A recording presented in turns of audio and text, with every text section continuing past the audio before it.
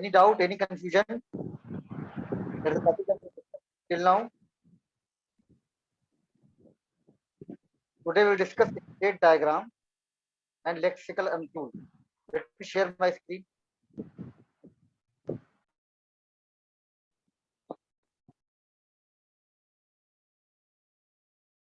So, finite automata.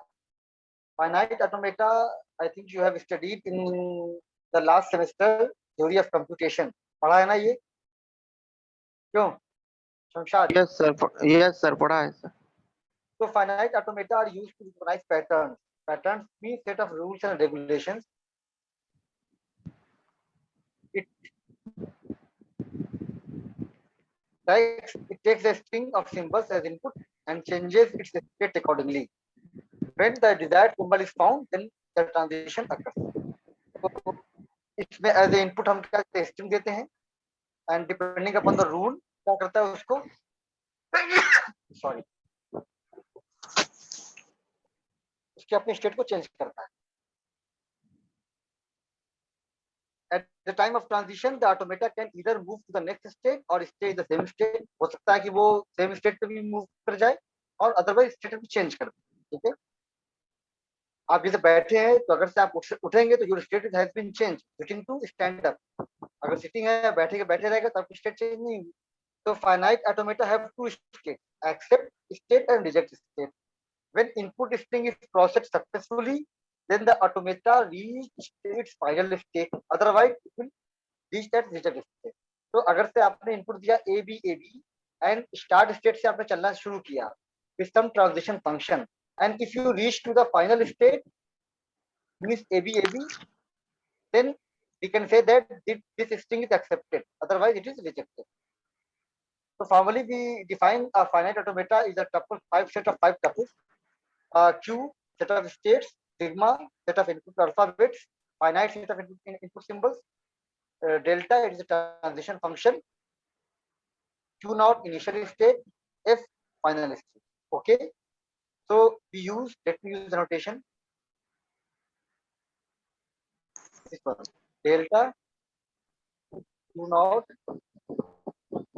A. So it will go to what? Q1. मतलब क्या हुआ कि Q naught is our initial state. We can represent initial state like this. After consuming symbol A, it reached to state Q1. And suppose our string, हमारी string क्या थी? A B A. So A and then B, हमने B को यहाँ किया and then A. कितना भी A है ये रहेगा. So this is NFA. Why it's called NFA? Because NFA means non-deterministic finite automata. On one symbol A, we have two options. We can either change our state from Q0 to Q1 or we can remain same. Okay, this is final state. तो हम आपको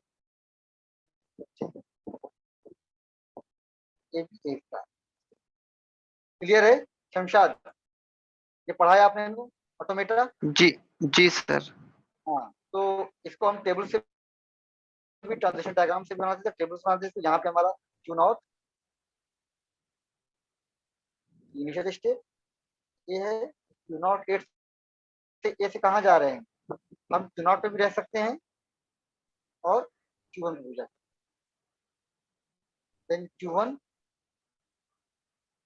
और B से कहाँ जाएंगे? B से जाना हुआ तो B से कहीं नहीं जा पाएंगे. Q1 है तो Q1 से A पे जाएंगे तो क्या होगा? A से कुछ नहीं है हमारे पास. B से कहाँ पे है? Q0. Clear Shamshad? This is the transition table. तो given transition diagram we can construct transition table. Transition table में transition diagram कर सकते हैं. और डेल्टा इज द रूल. तो यह पढ़ के आए हुए हैं आप. यहाँ हमने यूज किया है Q नोट ए हमने बता दिया. एरो यूज करते हैं. एक्सेप्टिंग स्टेट डबल सर्किल हो जाती है. State transition from another state, start state, final state. Okay, these are all what ये हमारे पास क्या है सारा, ये हमारा नोटेशन है। ठीक है, मोहम्मद अबद, मोहम्मद अबद, मोहम्मद अबद, आवाज आ रही है हमारी? हम ऑडिबल? मोहम्मद अबद,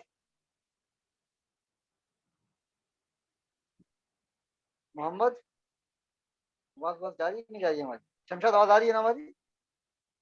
जी सर, जी आ शमशाद, रही है आवाज। जी सर, आवाज आ रही है सर। यानी अगर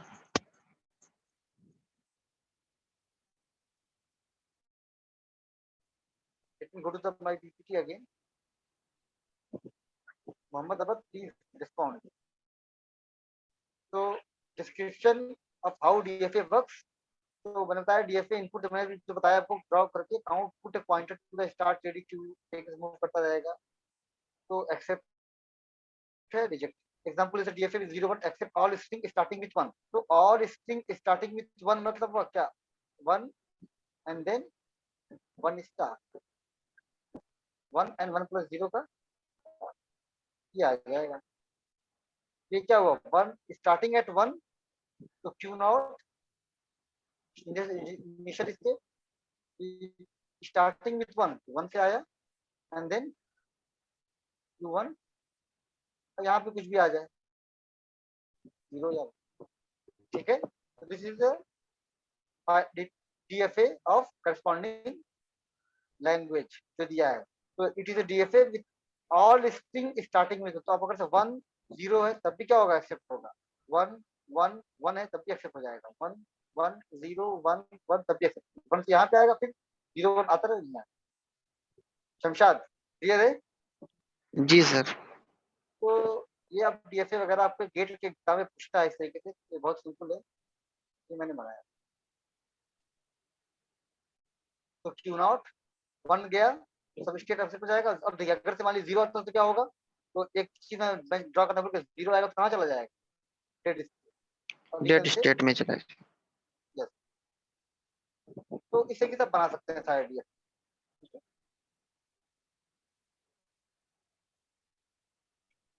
then accept all string starting with 1, ये मैंने यहाँ पे एनएफए, इसका एनएफए क्या हो जाएगा, ये एनएफए हो जाएगा। ठीक है, नाउ लेक्सिकल एनालाइजर, ये हमारा आज का टॉपिक, डिस्कशन का टॉपिक है। तो lexical analyser, I told you we have 7 phases. First one is the high level language, then syntax lexical analyzer, then after that syntax analyzer, semantic analyzer, intermediate code generator, then code optimization, and then target code generator. इसके बाद क्या मिल जाएगा हमको, target code मिल जाता है। तो high level language to machine level language में हम कैसे कन्वर्ट करें, इसके लिए सारे फेजेस थे कंपाइलर। तो one of the phase is lexical analyser. How we can implement it? So I told you the job of lexical analyzer is to convert the given input string into a token। तो उसको token में convert करता है। तो lexical analyser का job क्या है, remove all white spaces, comments, identify tokens and return lexeme of founded tokens. So two things are used here, two keywords. First one is the token, second one is the lexeme. Lexeme क्या होता है, जैसे मैंने ऐसे लिखा यहाँ पर, integer a comma, अच्छा मैं एग्जांपल में नीचे दिया होगा यहाँ पे, ये टोकन की डेफिनेशन क्या है, token describe the category of input stream, that is identifier इसमें है या नहीं है, कीवर्ड क्या है, पंक्चुएशन क्या क्या है, लाइक सेमीकोलन, अंडरस्कोर, कॉमा, क्या पंक्चुएशन है। आइडेंटिफायर मतलब A equal to B plus C है, तो A identifier, B identifier, C. Keyword if else आ गया। ऑपरेटर क्या है, इक्वल टू है, प्लस है, स्टार है। तो ये सारे कैटेगरी ऑफ इनपुट क्या है, उसमें ये डिस्क्राइब करता है।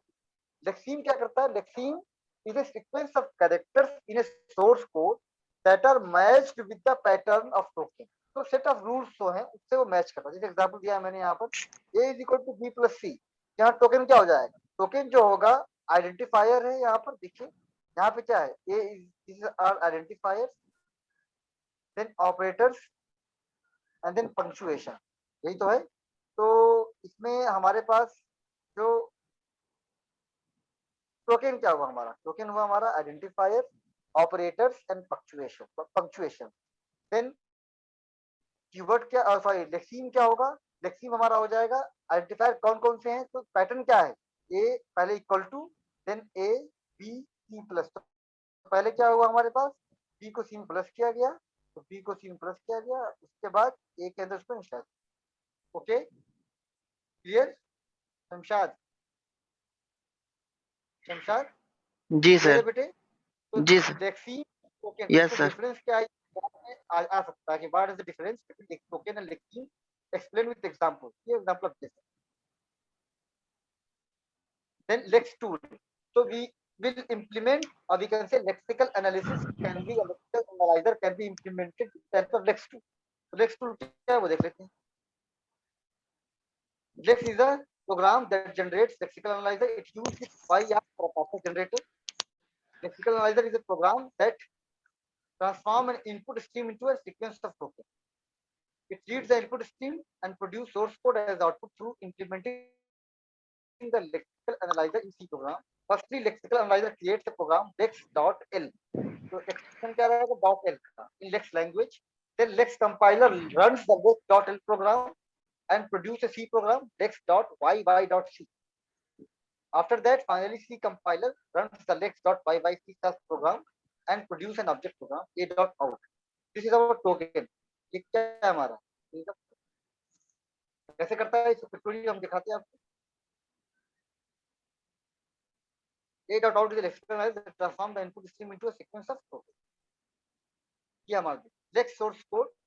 So first, this is our source code with .l extension, lexical dot compiler, ये compiler हमारे पास पहले से available है, it generates a intermediate code that is called lex.yy.c. Now lex.yy.c as feed as an input to C compiler. C compiler generates a.out. Now input stream हमारे पास क्या थी, जो आई थी a.out हमारे पास ये पहले से आ गया। Now so you can see if I pass integer a comma b, यहाँ से क्या आ जाएगा id, हम ये पास करते हैं a is equal to B plus C, यहाँ से क्या आ जाएगा id1 is equal to id2 plus id। Clear है, ये इसका क्या हो जाएगा, ये कहाँ चला जाएगा, सिंटैक्स ट्री के पास जाएगा, सिंटैक्स क्या करेगा, इज इक्वल टू कर देगा id1 प्लस id2, इसका पार्स ट्री बना देगा सिंटैक्स एनालाइजर। ठीक है, लेक्सिकल एनालाइजर हम कर रहे हैं अभी, हमारा हमारा किससे फोकस है, लेक्सिकल एनालाइजर। क्लियर, यस बेटे, क्लियर है। जी सर। जी sir. Now a lex program is created with three sections. First one is the declaration, then rules, and then functions, or we can say subroutines. So delimiters are used, percent delimiter is used. So first one is the definition, or we can say declaration, then rules. So definition क्या होता है, it includes declaration of constants, variables, and regular definition.